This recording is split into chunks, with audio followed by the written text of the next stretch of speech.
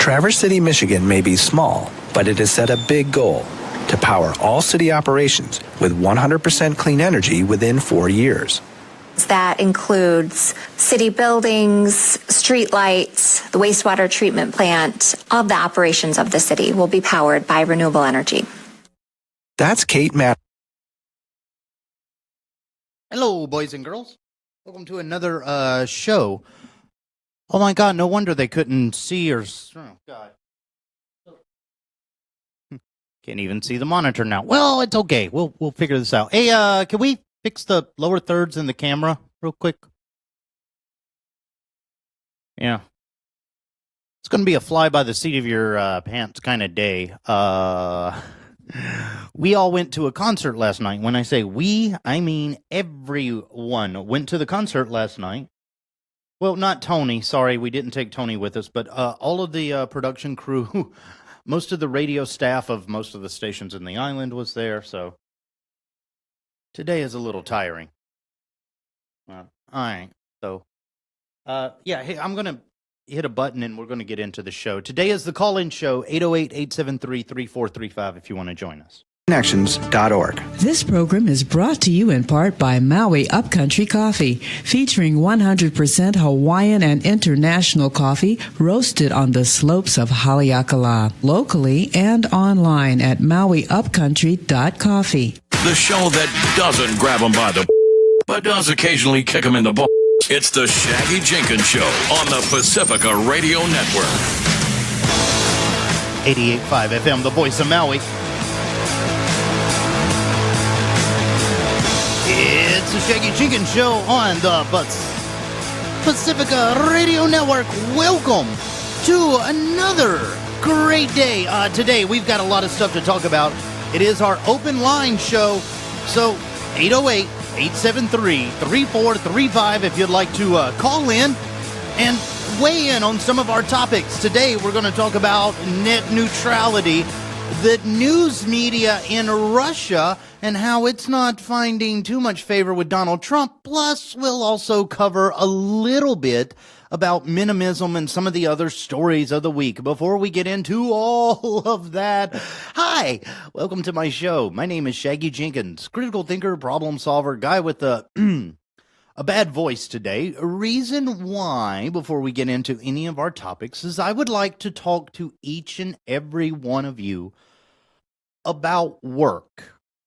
Okay, now I know this is going to sound a little weird, but pay attention and you'll see how this applies to you. Okay, look, last night, the reason my voice is so hoarse is I went to go see a concert. Okay, I'm going to admit a guilty pleasure. Last night, Carlos Santana was on the Isle of Maui, and I kind of used my radio connections and got some tickets for me and my wife to go. Now, this comes after a day, and I don't think I've ever described my day, where I start off every morning around 6 a.m. prepping for one show. I go into another studio across town and record a different show, then come back here, do this show, then have to do all the editing for it, and oh, by the way, administer and run a radio station and behind all of that. So I'm fairly busy. And one of the things is people are always tell me, is like, well, you got a good work ethic.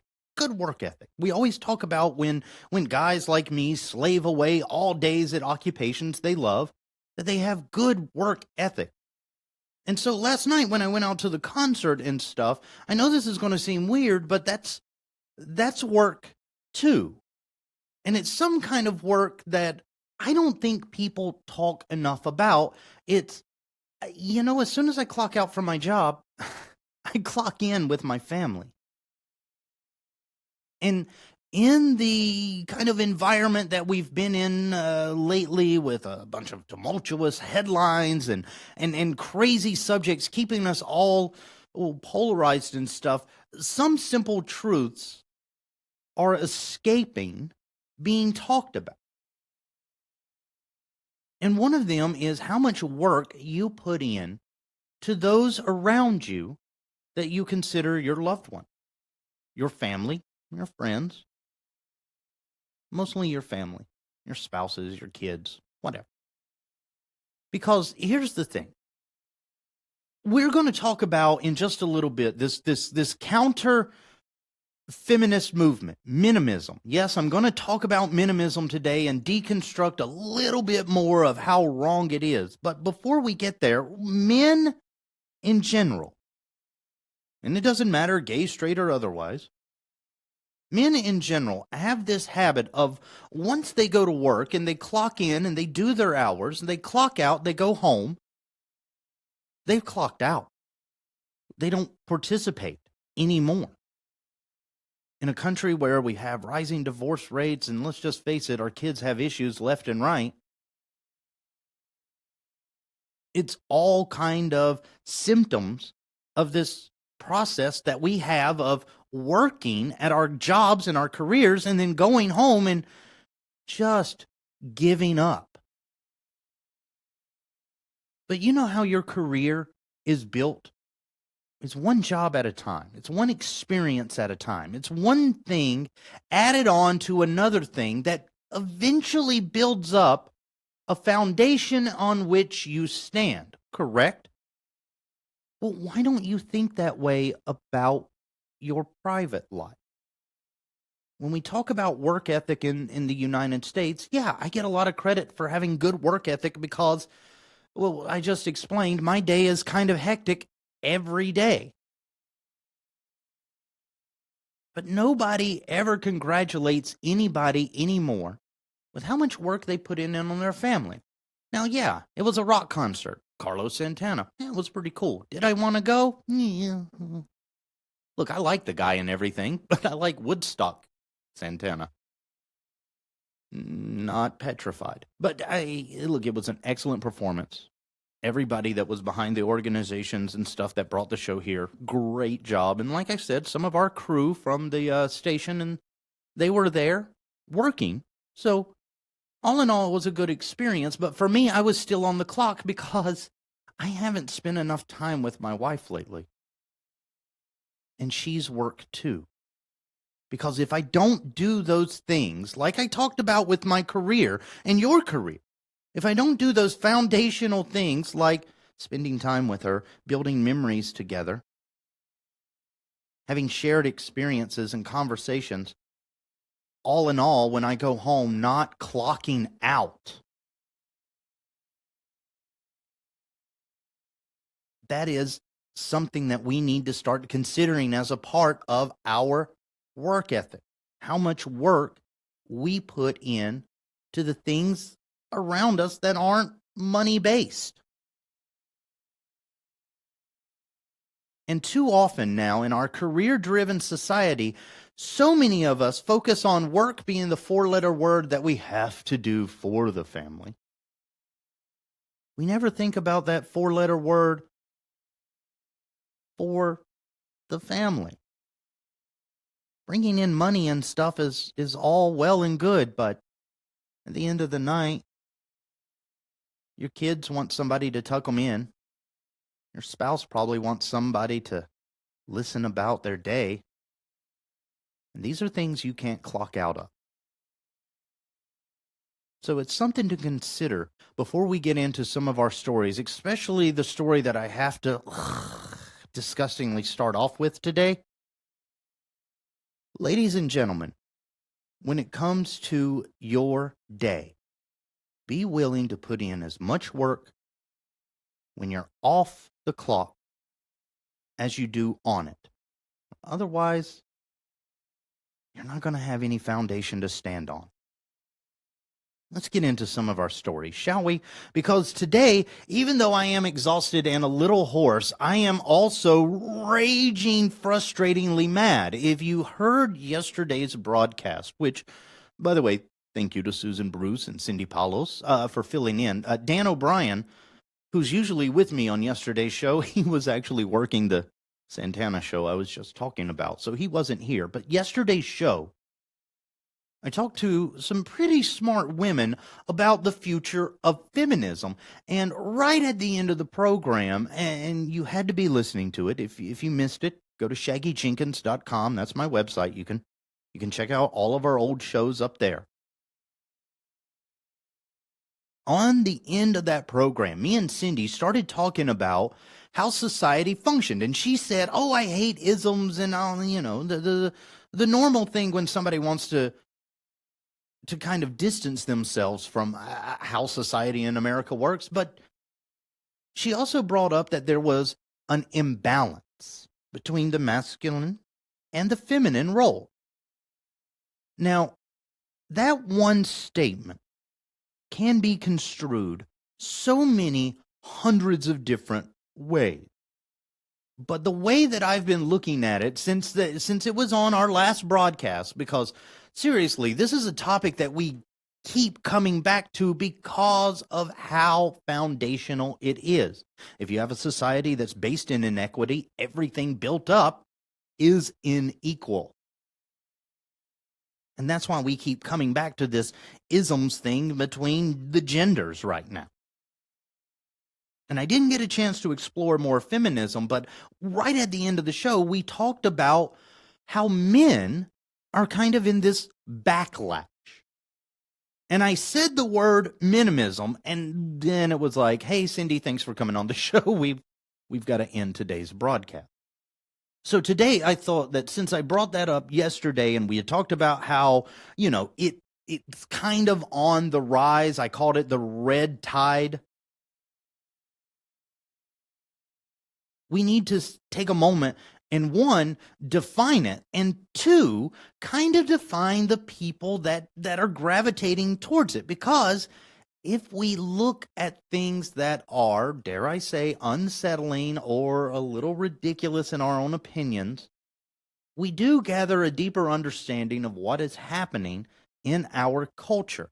Now, outside of politics and media, the, science and education and medicine, the areas that we usually explore on this show, today I need to talk about culture and dissecting this cultural movement called minimism. Now, I never really defined it on any of our past broadcasts. And today when I got online to look for a definition of it, let's just say that it's not something you find in Webster's. It's more on Urban Dictionary. So the definitions are, dare I say, pretty out there. But the best and most concise one that I found that can define what it is that minimism is a parody or satirical approach in retaliation to feminism. Okay? That's all it is. It's basically trying to mock feminism by being the absolute opposite of it. And that's where the joking, jovial nature of minimism ends. Because if you look further down Urban Dictionary's definition of it, you'll also see that minimism stands for a group of people that will gladly defend the sanctity of a rapist over the rape victim. I mentioned this yesterday in the program. Minimists think that, let's just face it, if you're a woman and you end up raped, hey, at least you brought joy to a man. That is an actual statement from, right now, he's a New Hampshire representative. We talked about that yesterday on the program with Susan Bruce. He is a self-professed minimalist. And to that end, has said some pretty disgusting and horrible things about women in general. Now, after you get past the definition of minimism, we have to look at some of the ways that they feel, men that are involved in this backlash against feminism. We have to look at some of the feelings that they say justifies that label. Because this is something that I find increasingly frustrating in the United States.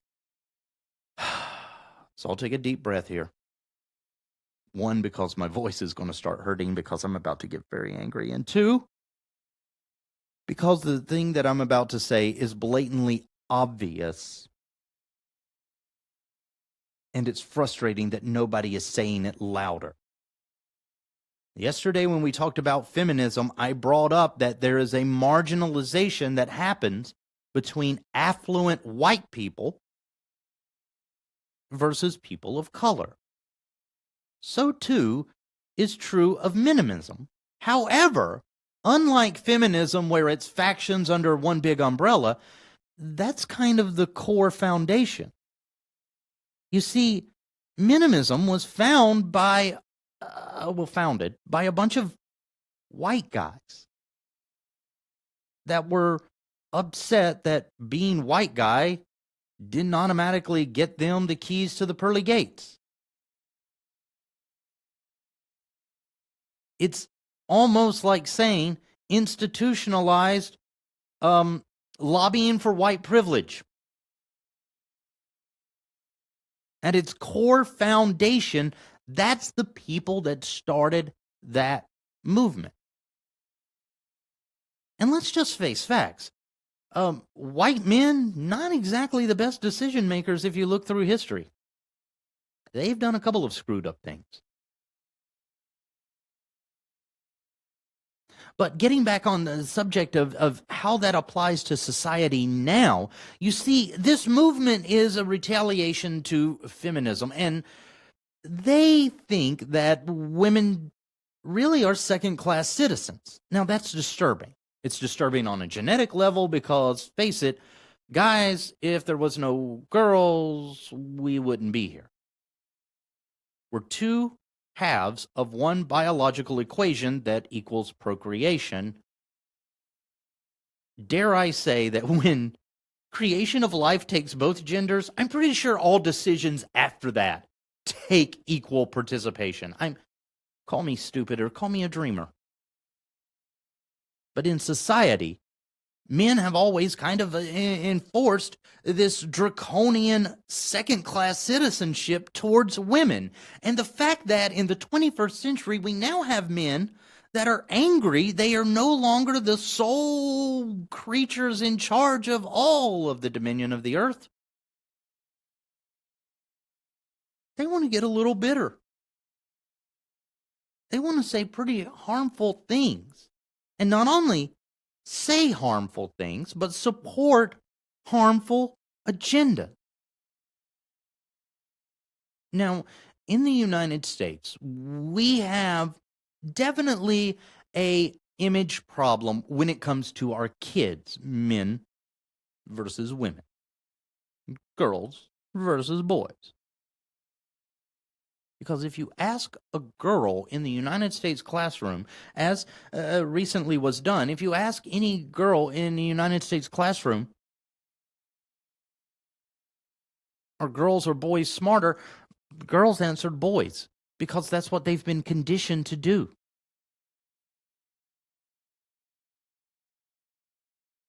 In minimism, actually saying that, oh, women are getting too many rights. Minority women are getting way too many rights. People in general are getting too many rights because they're not white men. For a movement to be saying that is in the face of years and decades of progress in our society, flipping the bird. Yeah, I did that. Looked at progress and threw the one-finger salute up in the air. That's what minimism is doing. Because, see, the guys that believe in this movement, the guys that are like, the most ardent supporters, are people that at a fundamental level believe that there is some sort of separation of A, civic responsibility, B, mental faculty, and C, obligation to duty for women. That's what they do. They see women as a whole separate subclass of humans that they hold dominion over. These are people that applaud the wage gap. They're also typically the ones that support, any legislation that takes away from Planned Parenthood or any organization that deals with women's health.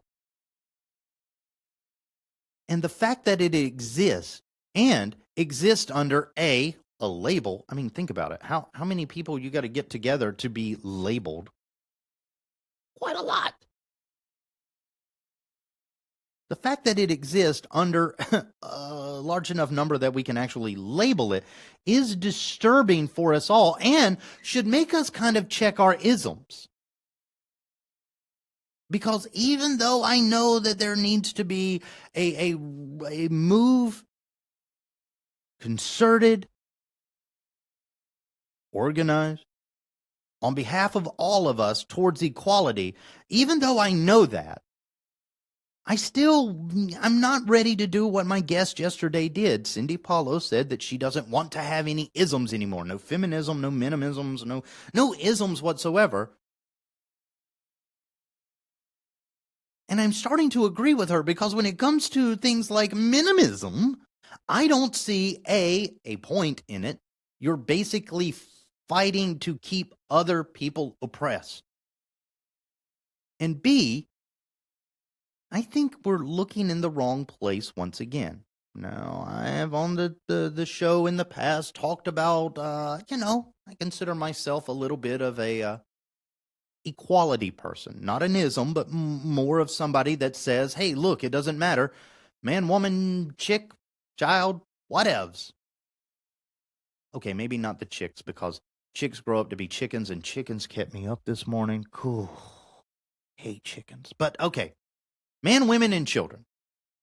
No matter what your background is, no matter what your religious beliefs are, I think that we should all be on one solid plateau, a level playing field. I even explained it in the past by saying, imagine a football game that you're watching on any given Sunday, and one team shows up with a lot of great equipment and clean uniforms and a full coaching staff, and, the whole regalia of a full team. And then another team shows up. Their uniforms are kind of beat up, maybe not even run through the laundry because they don't have the budget for a washing machine. Their shoes are kind of holey, helmets and stuff are 3 generations back, and the mouth guard looks like maybe been passed around a few of the players. You would watch that game going, oh my God, this is going to be terrible. Because obviously what I'm seeing is 2 unequal opponents. Naturally, the more funded and well-resourced people are going to beat out the underfunded, under-resourced, right? Well, that's how society functions. And if one of those teams were men and one of those teams were women, well, obviously the men would be the well-financed, well-greased, oiled machine. And women would be the under-resourced, underfunded, under-supported team. And if the great team came out with all their clean uniforms and stuff and said, we protest that they might have equal footing with us, that will make the game unfair, all the fans would boo you. Because competition in a sport like football is encouraged. We don't want the same team to win every single week, because that keeps things dynamic and fluid and moving. Well, so too should society think like that. We've got one really well-funded team, and these are all the white middle-class men, trying to say that anybody getting anywhere near their level of resources or, access to funding is unfair. That's stupid at its core. I mean, yeah, I love talking about football. Don't get me wrong. I love talking about football. But when you think about this analogy that I've set up and how it applies to us in society, you can kind of see that anybody that would support the overfunded, the well-resourced new uniform team, anybody that would support them is just an ass. Because what kind of game is that? So, yeah, I think everybody should have the same access to the same resources when it comes to a level playing field in the economic world that is capitalism in the United States. I don't think there should be any barriers. That's not an ism. But we still need isms because people haven't got it yet. But when it comes to men that feel marginalized now because their control, their power is being eroded in society, to them I have one thing to say to you. Life is not a zero-sum game. You lose nothing by letting the person next to you gain something. Someone else's gains do not take away or diminish your opportunity to achieve your own. It merely means that the same access, the same opportunity that you wish was afforded to you should also be afforded to every person around you. Bare bones. That's where we need to go. So men, if you feel like that some immigrant has taken your job, if you feel like some woman is threatening you at work, remember, this is not a zero-sum game. If anything, we benefit more from inclusion across the board. So I want you, if you are somebody that's thought about maybe taking up arms against women or, minorities are getting too many rights in this country, if you're one of those, I hope that I've enlightened you a little bit. And if you know people that are some of those, I hope I've given you a good way of explaining why that thinking is wrong. Now, coming up, we have to talk about how Russia's thinking about the United States president and more. It's the Shaggy Jenkins Show.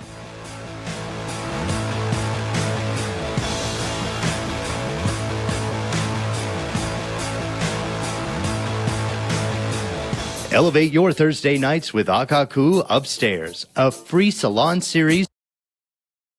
Okay, I did not realize I was that close to a break. Sorry, affiliates. I just ran right into that one. Okay, by the way, if you'd like to call in on the show, wait a minute. Maybe it would help if the phone was working. 808-873-3435. I think it's kind of funny that my voice sounds like this, and I'm kind of liking it. I should go, not sleep more often. I can have a big radio voice, like the voiceover guy, Apollo, the guy that does all my liners for the show. Be like him. It's the Shaggy Jenkins Show. On the Pacifica Radio Network. All right. I should probably check. And holy cow. Hey, Josh has sent me a new 9 Mile Roots single. I don't do reggae radio anymore, but thanks, Josh. I'll see if I can pass that on to a good PD. In a speech bubble, and it's in the symbol section near the clocks in your phone. You'll let the world know it isn't cool, and you'll let your friend know you care. Learn more at eyewitnessbullying.org. Brought to you by the Ad Council. More news, less alternative facts. It's the Shaggy Jenkins Show on the Pacifica Radio Network. 88.5 FM, the voice of Maui. It's the Shaggy Jenkins Show on the Pacifica Radio Network. Welcome back to it. Hope you're having a good day wherever you are in the world. If you want to call in today, well, you can do that, 808-873-3435, or reach me through the website, shaggyjenkins.com, shaggyjenkins@gmail.com if you want to drop an email, or wherever fine social media is served, at Shaggy Live. That's me, by the way. I am critical thinker, problem solver, guy with his own show. My name, Shaggy Jenkins. How are you doing? Okay, let's get into some other stories. Before I went to the break, I tried to describe how something is blatantly stupid. And since we, just basically mentioned false news and fake news in our bump back to the show, I want to start off with a little bit of propaganda. Now, this doesn't have to do with government. It has to do with corporate. You see, here lately, people have been really, and when I say people, I mean people like Comcast and Verizon and other, what's called an ISP, an Internet Service Provider. Well, they've been pushing really, really hard against the Open Internet Order of 2015. Now, the Open Internet Order of 2015 basically established what's called net neutrality. And what net neutrality means is, remember that scenario about everybody being on the same plateau? Well, that's what it does for data. No website can have better bandwidth than another website. Search results don't get filtered by who paid the most to whatever search engine people use. It's been an open and unbiased access to whatever information the internet offered. And a lot of ISPs, internet service providers, really, really hate that, including people like Verizon and Comcast, who have went to some pretty crazy ends to get everybody on board with ending net neutrality. Now, okay, so here's the thing. Chairman Pie, or Pay, I like saying him like Pie, but Pay. Look, he wants to do away with one little provision of the net neutrality law, and Verizon and Comcast have lurched on to this, well, massive tortoise shell and hoping that it's going to drag them across the line. What is it? It's a reclassification. You see, currently, internet service providers, broadband providers, are titled as common carriers, and this has to do with something called the 1934 Communications Act. Under Title II and common carriers, that basically means that the government can mandate, what you can do with your utility. It's a public utility. Now, here's the thing. Under the new FCC chair, that part, that designation as a common carrier, the Title II part, could be overturned.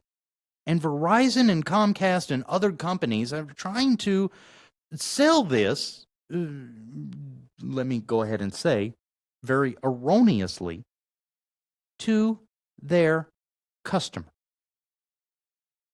Now, Comcast, who's one of the biggest ISPs in the country, they're going on this big Title II spin with a guy by the name of Dan. Yeah, I guess everybody needs a Dan, this show included, but they're using this moniker of Dan on their Twitter to answer their customers' questions about Title II designation. And to say that they're outright lying would be an outright lie. They're making up all of the stuff that they're telling people, and they're not the only company. Verizon has done this as well in a series of videos where a concerned customer sits down with a Verizon exec and gets schooled on how Title II designation in the 1934 Communications Act is actually holding back service that people could get.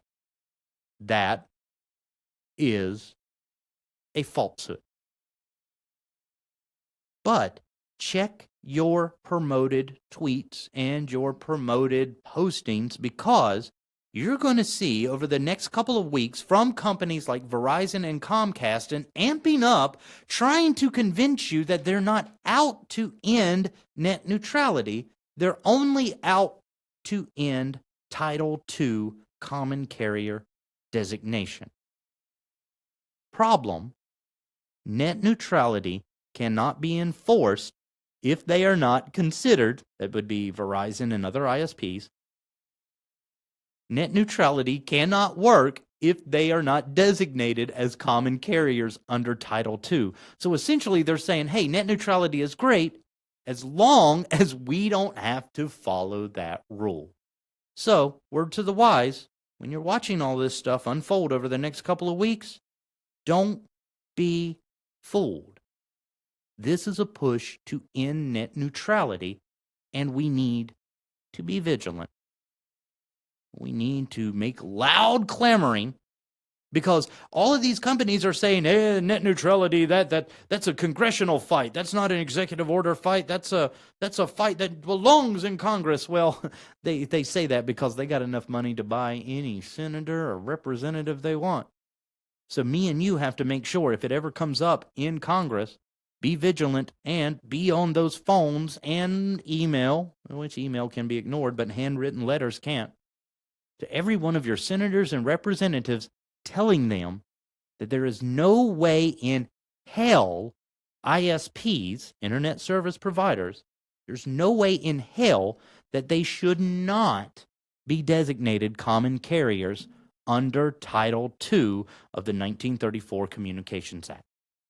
Okay? Just a word to the wise. It's happening. They're trying to fool you. Don't let them fool you. We need them designated as common carriers under Title II, or else net neutrality fails. Now, with that said, I got to talk about another failure. It's our president. Now, when I say failure, I'm not talking about failure as a president because, hey, he's still one. Who knows? One day he could probably wake up and go, oh my God, I've done everything wrong. Who knows? Weirder things have happened. But no weirder thing has happened than the Russian relationship, or in this case, the Russian media's relationship with the White House. Let me explain. You see, back in the elections, I had kind of made mention of what do the Russians actually think of Donald Trump's rhetoric. And then months and months later, I went back and touched on it and said, well, they kind of liked it. And since the inauguration, I haven't revisited this story of what the Russian media is saying about our president. Now, first and foremost, why should we be concerned? Simple. Unlike the United States, Russia media takes a mandate from the Kremlin. In other words, the stories and the light those stories are presented in usually come straight down from the top. Watching their media is almost like being able to figure out what their agenda is at all times. Because they're, like I said, state-controlled media, they are conditioning their population for how they should feel about certain things before their president, Putin, actually does them. And leading up, after the election to the inauguration, in Russian media, things got really lovey-dovey. Really lovey-dovey between what they saw the oncoming administration as, and of course the oncoming administration's love of being mentioned in Russia media. Now, here's the thing. Since the inauguration, Trump has had a couple of key reversals. And we're not talking about just reversals on things like, making sense. We're talking about reversals on big concepts that have diplomatic implications for Russia. Take, for instance, Crimea. Okay?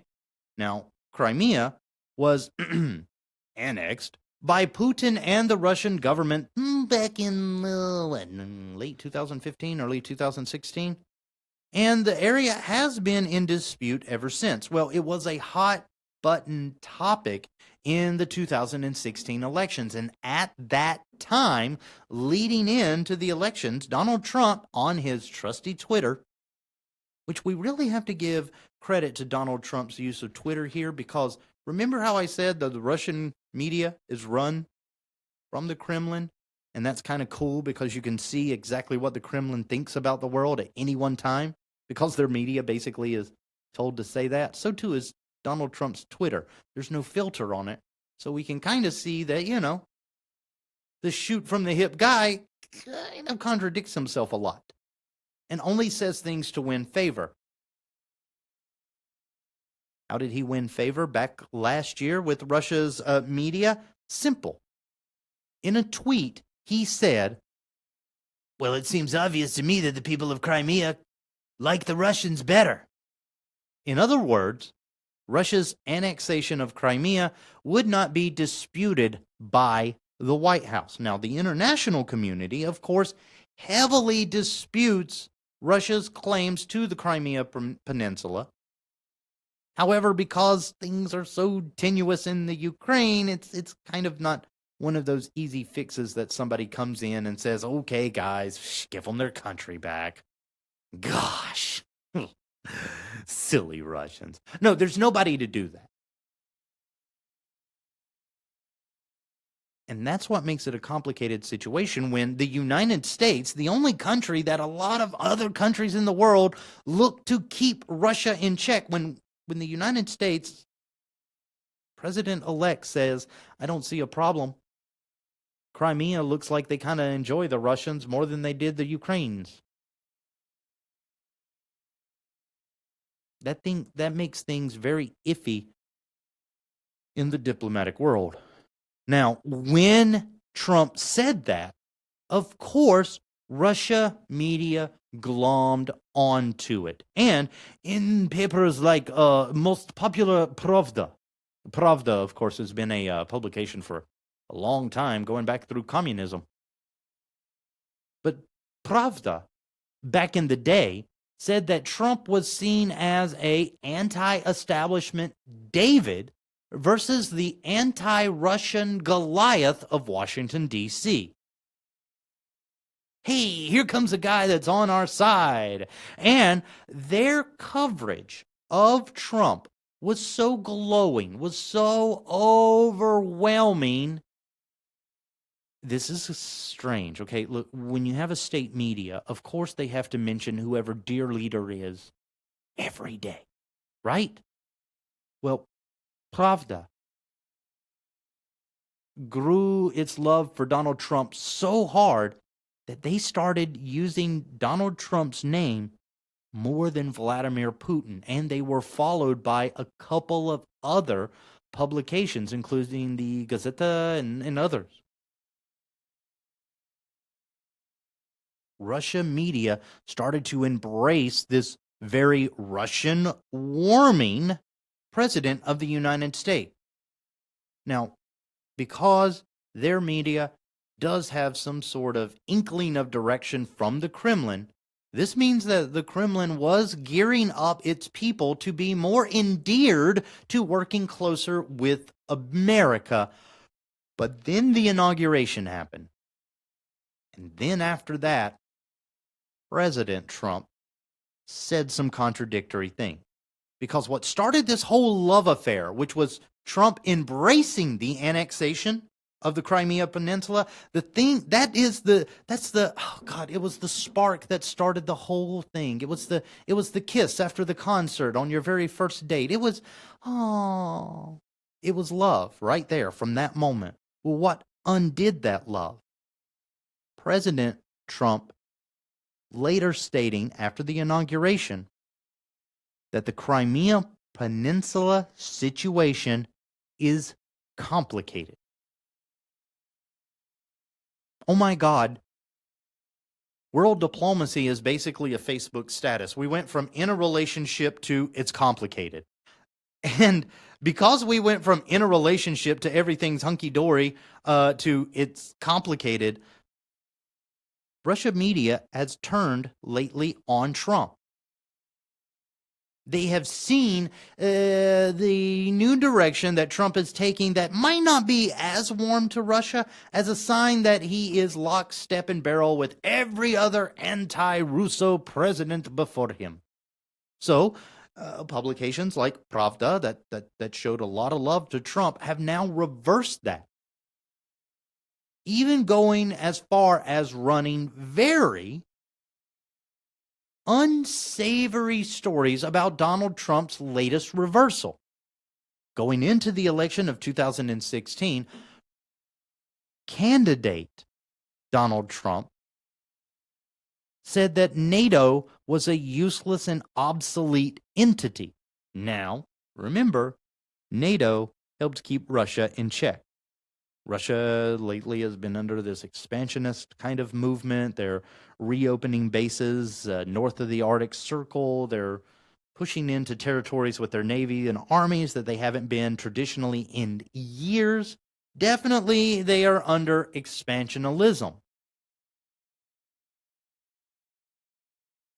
So when Donald Trump said something back in the campaign of, I don't see NATO as being anything important, they're obsolete, of course, Russo media embraced that. Because without NATO to keep them in check, Russia can expand to the greatness that Putin has promised in front page of Pravda. Right? Exactly.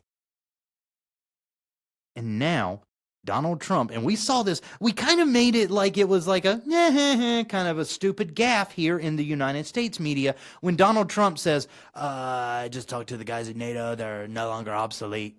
No longer obsolete. We kind of made a passing chuckle at that and moved on with our lives. Problem. That one statement had implications and repercussions far more than just the quick guffaw laughter from me and you. It actually has realigned the tone between Washington, D.C. and Moscow. And Russian media has glommed onto that one moment as now their new dissecting point of the American president. The glowing kind of love that we saw back in January, or actually starting back in December. It was warming up in the election, but after the election, it really ramped up in Russia media in December. January, of course, it was off the chain. Here he comes, the great Russo combiner, going to make Russia and the United States great partners in future together. Soon as the inauguration happened and Trump started contradicting a lot of the stuff that he said on Russia, well, the love was gone. Now, what was the nail in the coffin lately? Because Russian media has taken not only a negative turn against Donald Trump, the individual, but the Trump administration as a whole, and once again, the machinations of the United States Congress. Let me explain. One of the big, I guess you could say, caveats for Russia when Donald Trump was elected was Michael Flynn. You see, Russia loves Flynn. They love the hell out of Flynn. Why? Well, Flynn's a little bit of a Russo fanboy and has made no secret of it in the past, and through tweets and public statements has time and time again said that he would like to more closely align the Kremlin with Washington, D.C., and more closely bring Russia and the United States' interest under the same umbrella. He was seen on the Russian media side as being kind of the savior of years of stagnation between D.C. and the Kremlin. He was seen as kind of a rebirth of diplomatically Russia expanding its reach once again. Because here finally, at the other superpower that's always been the Dr. Evil to their Austin Powers, I know, we're the bad guys to Russia. Remember that. At the end of the day, remember that one basic fact. We're the bad guys in the stories they tell. Here in our movies, our books, there are bad guys. Reverse that. That's how they think of us. We're their bad guy. And for once, they saw somebody that was not so bad. Guess what happened? He resigned, and Russia was pissed. I mean, I don't know of any other way to say it. The backlash in the media was, oh, look at these elitist American capitalist pigs once again throwing out somebody that says Russia and United States should be more closely aligned. And this is a turn on the heel of the establishment of D.C. against Russian interests. They just word vomited. Pravda, Gazeta, and all the other publications that run through Russia's media were infuriated infuriated that the United States could be so dumb, so short-sighted, that we would get rid of somebody like Michael Flynn. Now, we all know that on this side of the ocean, here in the United States, the big story with us around Flynn is this is a guy that possibly had collusion with Russian intelligence. That collusion maybe even extended to coordinating certain email hacks and the timing of releases of those leaks to rig the election in the favor of the GOP nominee. Our picture of Michael Flynn is criminal at best. Their depiction, Russian depiction, is savior at best. Criminal? How could he be a criminal? They judge our forcing guys that have any sort of pro-Russo statement. They see us as ousting them as basically, bad for them. And some of the stuff that I talked about at the beginning, when Donald Trump was painted as this political David versus the anti-Russo Goliath, that coverage has now went away. And Russia media is starting to attack the president this week. And it's very important that you know that it's just happening in this week, because since the election and even after the shakeup with the contradictory subjects and talkings and discussions that he did after the inauguration, Russia media hasn't outright attacked Donald Trump, but this week they are definitely on the attack. Because you remember Rex Tillerson, he's an ex-CEO of Exxon, and he's now our, Secretary of State, something? He's got one of those rich boy jobs that Donald Trump was handing out. But here's the thing. His office, the State Department, deals with foreign relations. And in the past, Rex has been kind of pro-Russia, pro-warming up to Russia, just like Donald Trump had. Well, here lately, just like with the United States, Rex Tillerson changed his mind. And he says that cooperating with Russia on any project going forward would be complicated. Now, what does this all mean for me and you? Because at the end of the day, these are world leaders being talked about in a foreign journalistic environment well away from our own. What does this mean for me and you? Well, for one, we can tell, because state-run media here, we can tell that the Kremlin is definitely trying to cool its heels on any sort of push for America's affection. They realize that they've done some shady things in the past, and we're probably, if the president isn't, Congress is going to hold, or at least try to hold, Russia accountable for those bad things. So their media is kind of cooling their coverage of Donald Trump. They're taking down the love a little bit, bringing it more towards a kind of a cold room on a September day, versus a hot outhouse in August, which would stink, but so does diplomacy. Russia is trying to condition their citizens not to be so friendly to the United States again. And I can't stress this enough. How their media goes is how their government thinks. Whatever the media talks about, that's what the government thinks.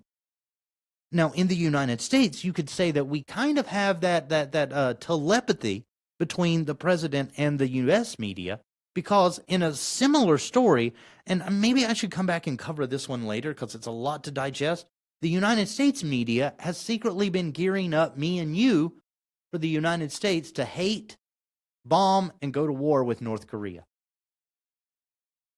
Now, they're not doing it at the behest of the president. It's not like Donald Trump called down and said, run stories about Kim Jong, whatever. I want to bomb him. He didn't do that. But the media, they kind of see that North Korea is the hot topic. And so they have secretly been conditioning me and you to hate North Korea and to get ready to go to war with North Korea. Well, even though that's kind of happening in a serendipitous way here in the United States, in the Moscow-Russo media relationship, that's not serendipitous, that's strategy. And by looking at Russia's coverage right now of the United States president, we can tell one thing and one big important thing only, that very soon Russia is going to cool their diplomatic relations with the United States again. Now, on the world scale, that'll have huge implications. But, and here's the thing that's bothering me, will it fully take away from the shadow of Russo involvement in the United States election? It shouldn't, but it seems to be working for the Repubs. So keep your eyes on the prize, people, and join me tomorrow when me and Dan O'Brien wrap up the big stories of the week. Until next time, thank you, gentle listener. Love you, mean it. Kate and bye.